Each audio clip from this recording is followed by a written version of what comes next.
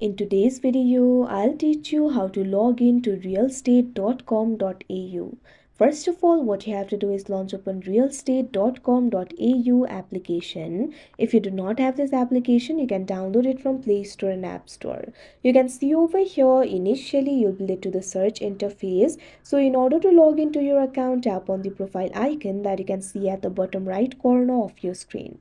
Now, once you do that, you'll be able to find two options over here: sign in, join.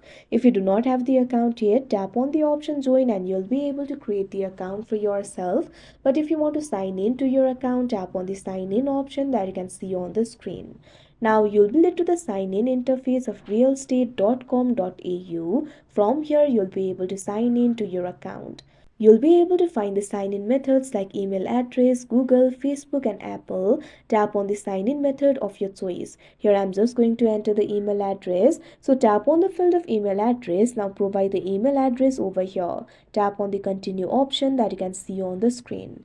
Now once you do that, you'll have to enter the verification code sent to your email. So what you have to do is open the Gmail application on your device. Make sure you're logged into your account. You can see over here realestate.com.au has sent me the email. Simply tap on it.